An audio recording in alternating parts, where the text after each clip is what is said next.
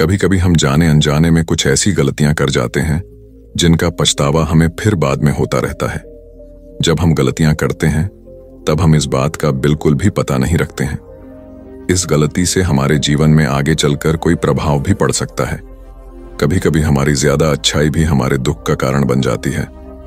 हमें पता ही नहीं चलता है कि हम स्वयं ही अपने लिए खाई खोद रहे हैं। These 7 things of an intelligent person should never be told to anyone। एक समय की बात है। एक नगर में एक युवक रहता था। युवक का परिवार बहुत गरीब था। उसके परिवार में आए दिन किसी न किसी बात को लेकर झगड़े चलते रहते थे। वह युवक इन झगड़ों से बहुत परेशान था। जब वह युवक ने पारिवारिक झगड़े को रोकने की बहुत कोशिश की, पर वह झगड़े रुकने की जगह बढ़ते ही जा रहे थे, तो युवक काम की तलाश में लोगों के पास जाता तो लोग पूछते हैं कि भाई तुम कितना वेतन लोगे? तो उनसे कहना कि आप मुझे बस काम दे दीजिए, मेरे परिवार की आर्थिक स्थिति बहुत खराब है। आर्थिक स्थिति बहुत खराब है, मुझे काम की बहुत आवश्यकता है, आप बस मुझे काम पर रख लीजिए और आप जितना दोगे मैं उतना ही ले लूंगा। तो लोग उसकी मजबूरी का फायदा उठाकर उसे कम कीमत पर काम पर रख लेते, क्योंकि उसने लोगों को खुद ही मौका दे दिया। लोगों को पता था कि उसे काम की बहुत जरूरत है, वह कम पैसों में भी काम कर लेगा। और जब वह युवक अपने मित्रों के पास, अपने सगे संबंधियों के पास बैठता, तब भी वह अपनी गरीबी की बातें करता। वह अपने मित्र और सगे संबंधियों से कहता कि मैं क्या करूं, मेरा परिवार बहुत गरीब है, हमें 2 वक्त की दाल रोटी भी ठीक से नसीब नहीं होती और आए दिन परिवार में लड़ाई झगड़े होते रहते हैं। मुझे तो कुछ भी समझ में नहीं आता कि मैं करूं क्या। उसके मित्र और सगे संबंधी भी उस समय उसकी बात सुन लेते और उसके बाद में वह सभी उसका मजाक बनाते हैं और कहते, यह गरीब तो गरीब का गरीब ही रहेगा, इसका कुछ भी नहीं हो सकता और इनके परिवार में भी प्यार नहीं है। जब देखो एक दूसरे से लड़ते झगड़ते रहते हैं और यह हमारे पास बिना बात का रोना रोता रहता है और खुद कुछ करता नहीं है। जबकि वह युवक तो उनको अपना समझकर अपनी समस्या बता रहा था ताकि लोग उसकी कोई मदद कर सके, लेकिन किसी ने उसकी मदद तो की नहीं। अब युवक जहां भी जाता सभी लोग उसका तिरस्कार करते, उसे गरीब कहकर पुकारते। कोई भी व्यक्ति उसे काम की पूरी कीमत नहीं देता। वह युवक दिन भर काम करता पर उसे कुछ ही पैसे मिलते थे। कोई भी उसकी मेहनत का पूरी कमाई नहीं देता था। अगर वह उनको कुछ कहता तो वो लोग उसे कह देते, एक काम करना है तो कर, नहीं तो जा यहां से। अब उस युवक को तो काम की जरूरत थी, इसलिए वो काम तो करता ही था। धीरे धीरे समय के साथ उस युवक की हालत बहुत खराब हो गई थी। सभी लोग उस युवक का इस्तेमाल करने लग गए, क्योंकि सबको पता चल चुका था कि वह युवक बहुत गरीब है, उनका कुछ नहीं बिगाड़ सकता और उसे पैसों की जरूरत है, काम तो करेगा। सभी नगरवासियों उसका अपमान करते, उसे गरीब गरीब कहकर पुकारते। इन सब बातों से वह युवक बहुत परेशान हो गया। उसे समझ ही नहीं आ रहा था कि आखिर उसके साथ यह सब क्या हो रहा है। तभी उसने लोगों से बातें करते हुए सुना कि नगर में एक बौद्ध भिक्षु आए हैं। उन बौद्ध भिक्षु के पास सभी समस्याओं का हल है। वह बौद्ध भिक्षु बहुत ज्ञानी व्यक्ति है। यह सुनकर वह युवक भी उन बौद्ध भिक्षु के पास जा पहुंचा।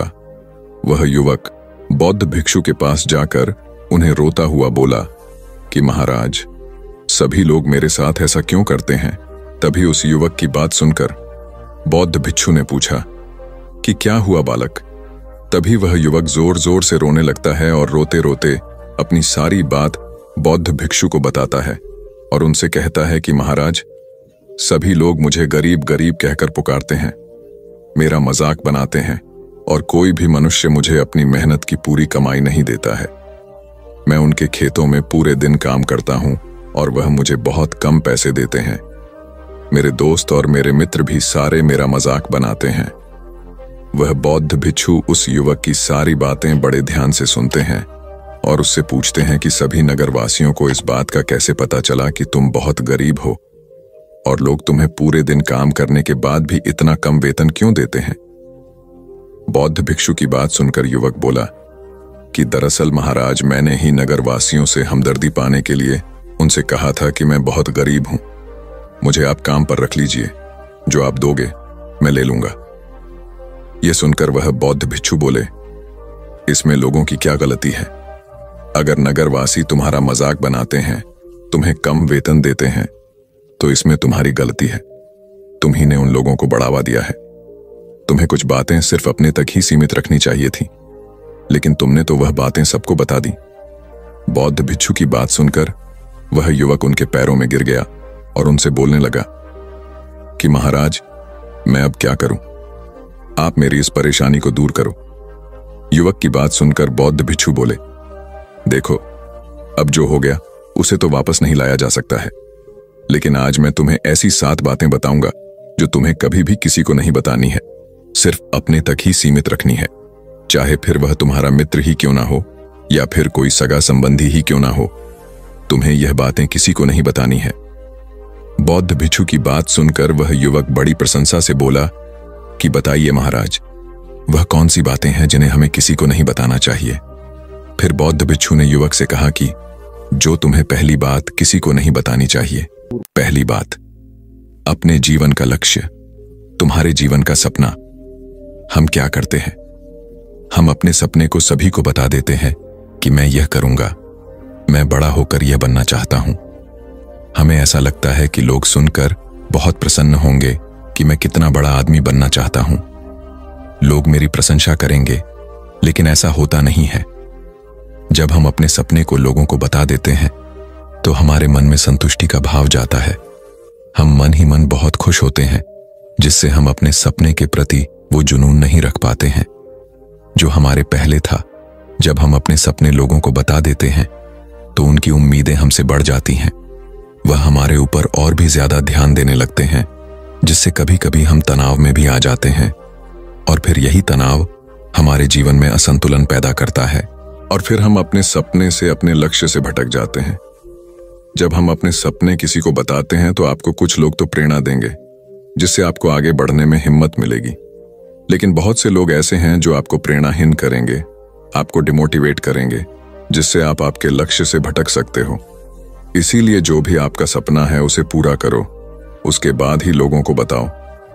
अगर पहले बता दोगे तो लोग रुकावटें पैदा कर देंगे, और सपने को अगर चुपचाप तुमने पूरा किया तो लोगों को स्वतः ही पता चल जाएगा कि तुमने कौन सा सपना हासिल किया है। इसीलिए कभी भी किसी को अपना सपना मत बताओ, अपना लक्ष्य मत बताओ। फिर बौद्ध भिक्षु ने युवक से कहा कि दूसरी बात जो तुमने किसी को नहीं बतानी है, दूसरी बात, हमारी समस्याएं, हमारी परेशानियां। हम क्या करते हैं, जैसे हमें कोई समस्या होती है, कोई परेशानी आती है, तो हम तुरंत लोगों के पास उसके समाधान के लिए पहुंच जाते हैं, उन्हें अपना दुखड़ा सुनाने लगते हैं। लेकिन दूसरे लोगों को अपनी परेशानी बताने का मतलब है स्वयं के लिए एक और परेशानी खड़ी करना। क्योंकि जब हम किसी से अपनी परेशानी बताते हैं तब तो हमें बहुत अच्छा महसूस होता है। हमें ऐसे लगता है कि मानो हमारा थोड़ा सा दुख तो चला गया, लेकिन सभी लोग हमारी परेशानियां कम नहीं करते, बल्कि उन्हें और बढ़ा देते हैं और हमारे सामने कई नई परेशानियां खड़ी कर देते हैं। हम जितने लोगों के साथ अपनी समस्याएं बताते हैं, उनमें से 70% लोग तो ऐसे होते हैं जिनको हमारी परेशानियों से कोई फर्क नहीं पड़ता, बल्कि वह तो हमारा मजाक बनाते हैं, और 20% लोगों को यह जानकर खुशी होती है, और 10% ऐसे लोग ही होते हैं कि जिनको थोड़ा बहुत फर्क पड़ सकता है कि हम कितने परेशान हैं। लेकिन फर्क पड़ने का मतलब यह नहीं है कि वह तुम्हारा साथ दे ही देंगे। जब लोग हमारी परेशानियां, हमारी समस्याओं का मजाक बनाते हैं तो हमें बहुत बड़ा दुख होता है। इसीलिए हमें कभी भी अपनी परेशानियां किसी को नहीं बतानी चाहिए, स्वयं ही उनका हल खोजना चाहिए, क्योंकि हमें हमसे बेहतर कोई नहीं जानता और हम खुद ही बिना किसी की मदद से हर परेशानी से बाहर निकल सकते हैं। फिर बौद्ध भिक्षु युवक को तीसरी बात बताते हुए कहते हैं कि हमें कभी भी अपने परिवार की समस्याएं किसी को नहीं बतानी चाहिए। हम सभी के घर परिवार में कोई ना कोई समस्या जरूर होती है। जहां सब लोग एक साथ रहते हैं तो कहासुनी भी हो जाती है। हमारी परिवार के साथ हमारे संबंध अच्छे हों या बुरे हों, हमें किसी को भी नहीं बताना चाहिए। जब हम दूसरों को इसके बारे में बताते हैं तो लोग मजे लेकर तुम्हारी बातें सुनते हैं। उन्हें कोई फर्क नहीं पड़ता कि तुम किस परेशानी में हो, बल्कि वह लोग तो उन कमजोरियों का फायदा उठाने की कोशिश करेंगे। तुम्हें तुम्हारे परिवार की समस्याओं को आपस में ही अपने परिवार वालों से बात करके सुलझा लेनी चाहिए, तो तुम्हें दूसरे लोगों को बताने की जरूरत ही नहीं पड़ेगी। और जब हम अपने और अपने परिवार की समस्याएं लोगों को बताते हैं तो लोग हमें कमजोर समझने लगते हैं, हमारे बारे में सोचने लगते हैं कि यह तो कुछ नहीं कर पाएगा, यह अपने परिवार को नहीं संभाल सकता, इतनी छोटी छोटी बातों पर ही परेशान हो रहा है, तो यह आगे चलकर जीवन में बड़ी बड़ी समस्याओं का सामना कैसे करेगा। हम तो लोगों को अपने परिवार की समस्याएं यह सोचकर बताते हैं ताकि वह हमारी मदद कर सके, लेकिन यह दुनिया बहुत मतलबी है। इस दुनिया में कोई आपका खास नहीं है। लोग हमारी बातें मजे ले लेकर सुनते हैं और हमारे सामने तो झूठी हमदर्दी दिखाते हैं, और फिर हमारी पीठ पीछे जो बातें हम उन्हें बताते हैं उन्हें अच्छे से नमक मिर्च लगाकर चारों तरफ फैला देते हैं, जिससे उन लोगों का तो कुछ नहीं बिगड़ता, पर तुम्हारे परिवार की इज्जत मिट्टी में मिल जाती है। लोग तुम्हारे परिवार के बारे में तरह तरह की बातें बनाने लगते हैं, एक बात की 100 बात करने लगते हैं। जो बात हुई नहीं उस बात को भी नमक मिर्च लगाकर बता दे हैं। इस दुनिया में घाव पर मरहम लगाने वाले तो कम हैं और नमक छिड़कने वाले बहुत ज्यादा हैं। इसलिए कभी भी किसी को अपने परिवार की स्थितियों के बारे में नहीं बताना चाहिए। चौथी बात, अपनी संपत्ति किसी को मत बताना। फिर बौद्ध भिक्षु ने उस युवक को चौथी बात बताते हुए कहा कि तुम लोगों के सामने इस बात को कभी मत बताना कि तुम किन चीजों के मालिक हो या फिर तुम्हारे पास क्या क्या है।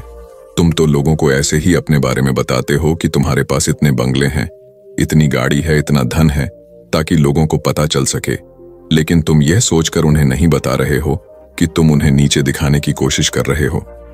लेकिन लोग तुम्हारी बातों का गलत मतलब निकाल सकते हैं। वह सोच सकते हैं कि तुम उन्हें नीचा दिखाने के लिए यह सब बातें कर रहे हो और फिर वह तुमसे नफरत करने लगेंगे। उस समय तो वह कुछ नहीं बोलेंगे, लेकिन अंदर ही अंदर वह तुमसे नफरत करने लग जाएंगे और तुमसे दूर होने लग जाएंगे, तुम्हें गिराने की कोशिश करेंगे। और हो सकता है कि तुम्हारी बातें सुनकर तुम्हारे पास इतना धन है यह जानकर कुछ लोग तुम्हारे से झूठे रिश्ते बना लें, तुमसे अपना मतलब भी निकलवा सकते हैं। इस दुनिया में ऐसे बहुत से मतलबी लोग हैं जो लोगों से बस धन पाने की चाहत में रिश्ता जोड़ते हैं। इसीलिए तुम्हें अपना धन किसी को नहीं बताना चाहिए। समय के खेल का किसी को पता नहीं। आज अच्छा है तो जरूरी नहीं कल भी अच्छा हो। मान लो आज तुम्हारे पास खूब धन दौलत है, लेकिन अगर कभी आपके पास नहीं रहे और आप लोगों से मदद मांगोगे तो लोग आपकी मदद नहीं करेंगे, बल्कि आपको ताने मरेंगे। आपसे कहेंगे कि तुम्हारे पास तो इतना धन था, कहाँ गया वह धन। तुम सच बोलते थे या फिर झूठ मूठ का गुणगान करते रहते थे। और हमें अपनी धन दौलत की बात लोगों के सामने इसलिए भी नहीं बतानी चाहिए क्योंकि इस दुनिया में बहुत से ऐसे लोग हैं जिनके पास पीने के लिए स्वच्छ पानी भी नहीं है, वह गंदा पानी पीते हैं। उनके पास खाने के लिए 2 वक्त की रोटी भी नहीं है, जबकि तुम्हारे पास सब कुछ है। इसीलिए कभी भी खुद से गरीब लोगों के सामने कभी भी अपने धन का दिखावा ना करें। हो सके तो उनकी मदद कर दे। 5वीं बात, कभी भी अपनी सफलता का रहस्य किसी को मत बताना। फिर बौद्ध भिक्षु ने उस युवक को 5वीं बात बताते हुए कहा कि कभी भी अपनी सफलता का रहस्य किसी को मत बताना। हमने सफलता हासिल कैसे की है यह बताना कोई गलत नहीं है। अगर कोई मनुष्य उससे सीखकर आगे बढ़ता है तो यह बहुत अच्छी बात है, लेकिन अधिकतर लोग क्या करते हैं, हमारे बताए गए रास्ते पर हूबहू चलना शुरू कर देते हैं, और अगर वह हमारे बताए गए रास्ते पर चलकर असफल हो जाते हैं तो फिर वह हमें ही दोष देने लगते हैं, जबकि हमने तो उनके लिए अच्छा ही किया था, मगर वह हमें ही दोषी मानने लगते हैं और कहते हैं कि काश मैं इसकी बातों में नहीं आया होता, इसने तो मुझे गलत रास्ता बता दिया। जबकि सबके लिए सफलता का एक ही तरीका काम नहीं करता। जिस तरीके से तुम सफल हुए हो जरूरी नहीं कि वैसे ही उन्हें भी सफलता मिल जाए। इसीलिए कभी भी किसी को अपनी सफलता का रहस्य मत बताओ।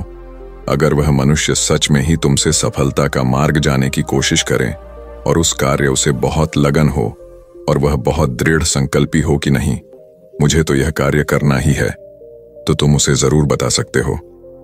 लेकिन तुम आगे से कभी भी किसी को कुछ मत बताओ, नहीं तो अगर वह लोग असफल रहे तो वह तुम्हें ही दोषी मानने लगेंगे। उन लोगों को इस बात से कोई फर्क नहीं पड़ता कि तुम उनके लिए अच्छा कर रहे हो। वह असफल होने पर तुमसे घृणा करने लगेंगे, तुम्हें भला बुरा बोलने लगेंगे। इसीलिए कभी किसी को कुछ मत बताओ। छठवीं बात, अपने द्वारा की गई मदद का ढिढोरा मत पीटो। फिर बौद्ध भिक्षु ने उस युवक को छुट्टी बात बताते हुए कहा, अगर तुम किसी की मदद करते हो तो मदद को लोगों के सामने मत लाओ, क्योंकि इस दुनिया में बहुत से लोग गरीब हैं जिनको हमारी दया दान की आवश्यकता है। लेकिन अगर तुम उन गरीब लोगों की इसलिए मदद करते हो ताकि लोग आपकी तारीफ करें, लोग आपको अच्छी नजरों से देखें, समाज में आपका नाम हो, तो ऐसा दिखावा कभी मत करो। जबकि तुम्हें लोगों की मदद इसलिए नहीं करनी चाहिए कि दूसरे लोग आपकी तारीफ करें, बल्कि आपको लोगों की मदद सच्चे हृदय से बिना किसी को बताए करनी चाहिए, क्योंकि यही मदद आपको अंदर से शांति प्रदान करवाती है। जब तुम किसी जरूरतमंद की सहायता करते हो तो तुम्हें अंदर ही अंदर एक अलग ही आनंद की अनुभूति का एहसास होता है। लेकिन अगर तुम किसी जरूरतमंद की सहायता बस दिखावे के लिए करते हो तो कुछ पल के लिए तो तुम दूसरों की नजरों में अच्छे बन जाओगे, लेकिन तुम कभी भी आत्मसंतुष्टि प्राप्त नहीं कर पाओगे। सातवीं और आखिरी बात, अपनी आमदनी का जिक्र दूसरों के सामने मत करो।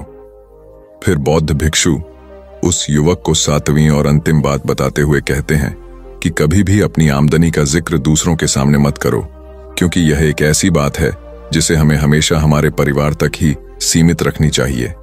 अपने मित्रों या फिर अपने सगे संबंधियों को कभी अपनी आमदनी मत बताओ। हमें कभी भी किसी से भी ना तो उसकी आमदनी पूछनी चाहिए और ना ही अपनी आमदनी बतानी चाहिए, क्योंकि जब हम लोगों को अपने आमदनी बताते हैं तो लोग हमारी स्थिति का आसानी से पता लगा लेते हैं, जो हमारे लिए बिल्कुल भी सही नहीं है।